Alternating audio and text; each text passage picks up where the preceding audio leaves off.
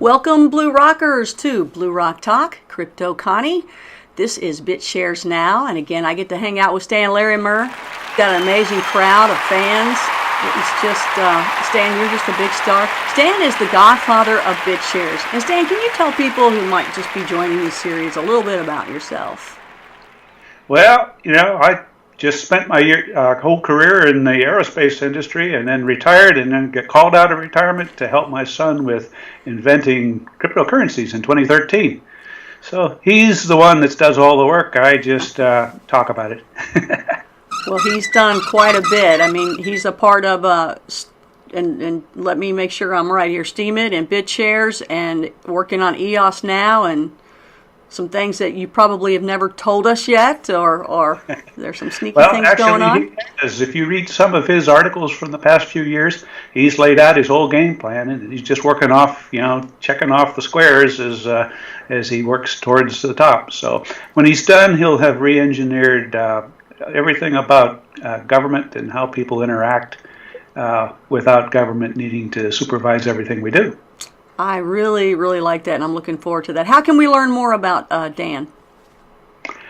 Well, I guess the place you can find him right now is eos.io, and I'm sure they've got some things about him on there. He does have a set of Steemit publications, publishes under Dan or Dan the Man. And so you can go there and read some of his stuff. He's got Byte Master's blog. You can Google that, where he's published a lot of things. So that's a good place to start. I like it. I can start there. All right, so let's get into some of the questions we have. People are really liking watching you and listening to you here on Bitshares Now. So, I'm hoping you're feeling like a true blue rocker. You got the look down. Oh, yeah, I got that part down anyway. You know what a blue rocker is. And for those of you that are new here, a blue rocker is someone in the know. This is Earth's Most Interesting Conversations. We're talking about people, places, and things. So that's why we created Crypto Connie, this playlist, so that we can enjoy the future of money and actually what is the present of money, and that is the digital currencies that we're talking about here, the cryptocurrencies. If you are new here, please subscribe so you can get more of this. Hit the notification bell as well so that you will know when something new comes along. And we've got a lot of great things on Blue Rock Talk as well. So subscribe, like, share, comment. Let's all have a good time. Join both Steemit on Steemit.com. Join both Stan and myself there. And let's get into some questions here. This is one, Stan, that somebody asked. They asked about 4 questions. I'm sure you'll be able to pull that together in what they're trying to get here. How will U.S. government try to tax cryptos? As they understand it, under what circumstances can cryptos be taxed? Is it when it is sold, convert it back into USD, trading one crypto for another? Tell us about that. Some people don't even believe it is going to be taxed. Well, I'm not legally qualified to give tax advice. Okay, show's over. I'm just kidding. But I will say that it's best to assume that it is taxable. IRS has ruled that Bitcoin is a currency and therefore would be taxed like a currency as you pass it around. And, generally what we do with our company is, every single transaction that comes in is logged. And the only thing we have to do is deal with the fact that there is fluctuation in the price. And so we treat those fluctuations as capital gains and losses. So when we get a Bitcoin, for example, we log that as ordinary income. And whenever we sell that Bitcoin, we have to follow the first in, first out type of accounting, which is all kinds of fun when you have hundreds or thousands of Bitcoin transactions to keep track of what you bought a coin for and then what you sold it for. And then that change is a capital gains. So that's us being extremely careful on how we do it. There are people who think, hey, as long as you stay inside digital currencies, they're like-kind exchanges. And there's some tax laws in there that say that, hey, if it's a like-kind exchange, then that's not something that's taxable until you sell it and convert back to digital currency or back to fiat, or the government currencies, dollars, euros, whatever.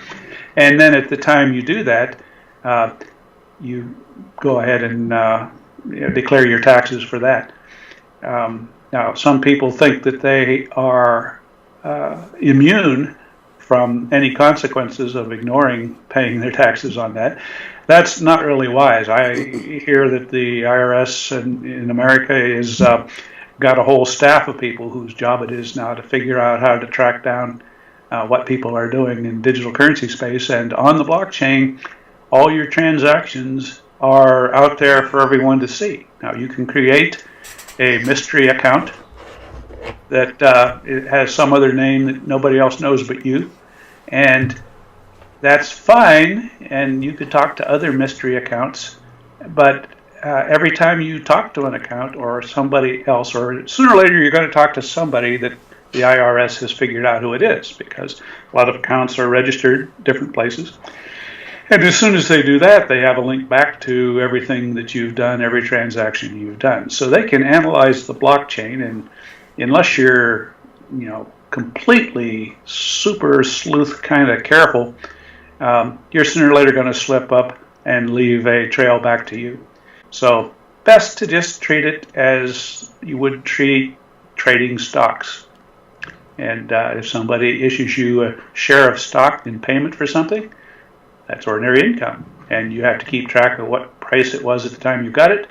And when you sell it, if it changes value, then you treat it as capital gains and losses. And that's the best advice I've had. But of course, it's constantly changing, and always good to get some professional advice on exactly what's appropriate for your situation. But I think that these are people asking me because their accountants have no idea. Well, is there not something written down somewhere yet, or? Well, there's tons of stuff written about it. I'm not sure what's official or not. Probably if you're going to do a lot of this kind of stuff, it's a good idea to find an accountant who has decided to specialize in that, who can give you some more specific advice. But you're right, it's driving a lot of professionals nuts because they don't necessarily know how to do. And that's actually a real risk, because you could get some advice that's not so good from somebody that thinks they know. And even somebody who's done a real good job of learning could find themselves surprised by an arbitrary decision that comes down because the government authorities are trying to figure it out themselves. And even if you called the IRS office and asked them, you can get different advice every time you call.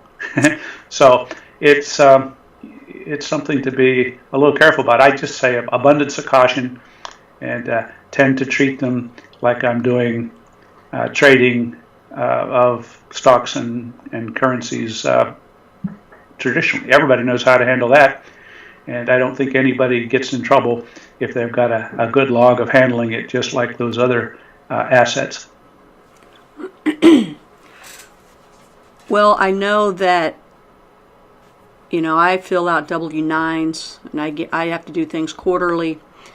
But I get information sent to me. Like years ago, if I had a product that I did on an infomercial, and I would get quarterlies on it, that company would send me, the quarterlies, and I would know how much I got paid in royalties, and I would have this paperwork sent to me at all times, and I would hold on to that paperwork, right? And I'd get all the information after January 1st as well that would come to me. What, W-9s, right? That's what I'm thinking of, W-9s.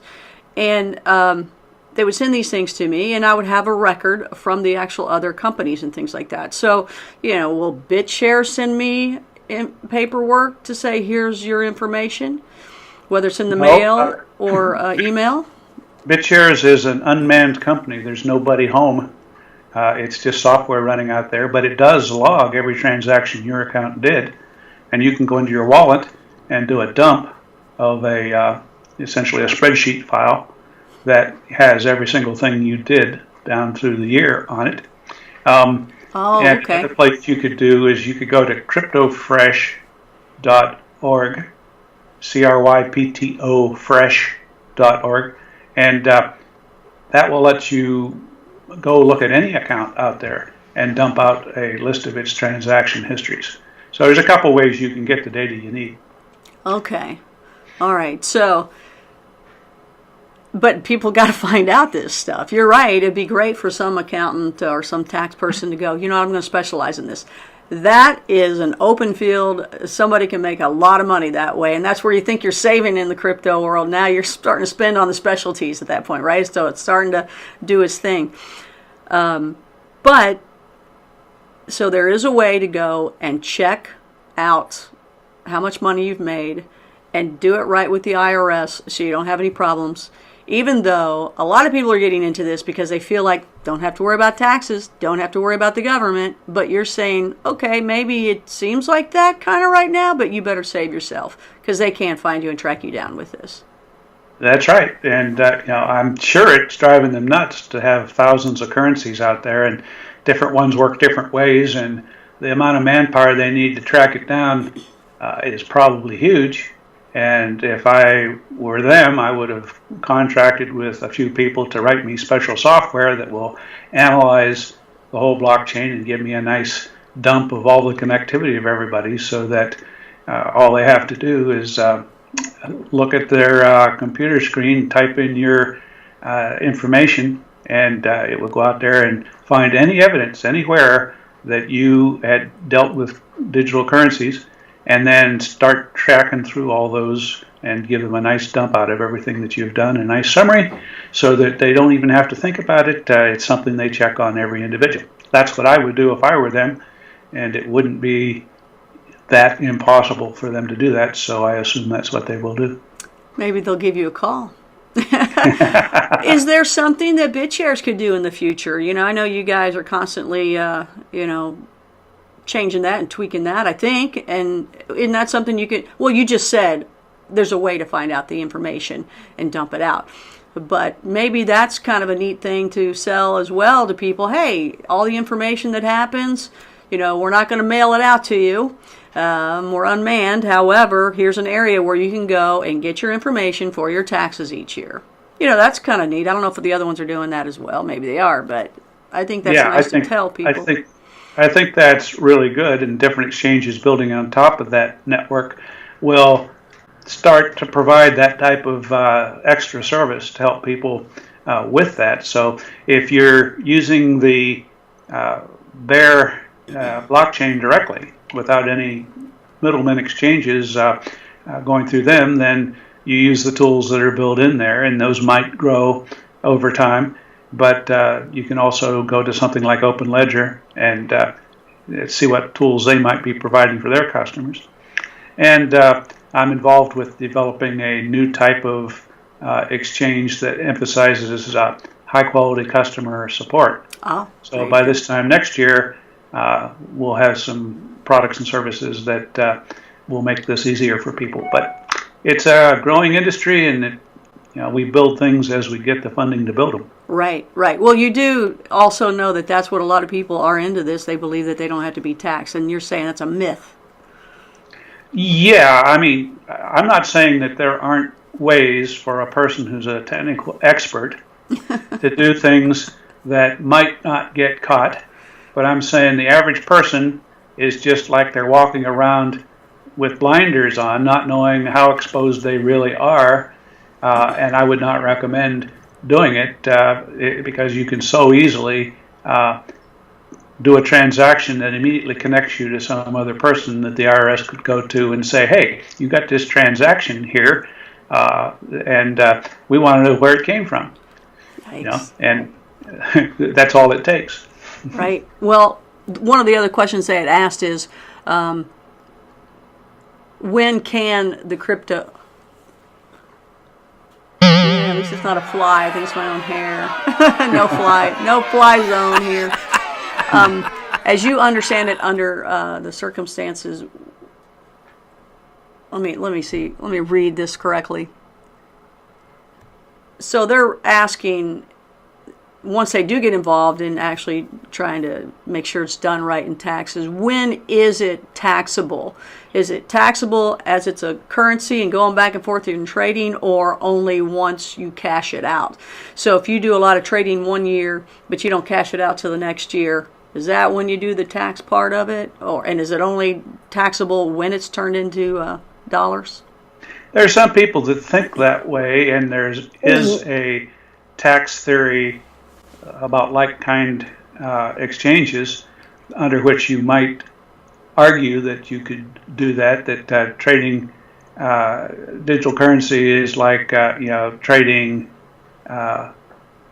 baseball cards or collectibles or whatever, or swapping houses. If you and I agree to swap a house, that's a like-kind exchange. Okay, so if we can swap that kind of property, could we swap a couple different coins?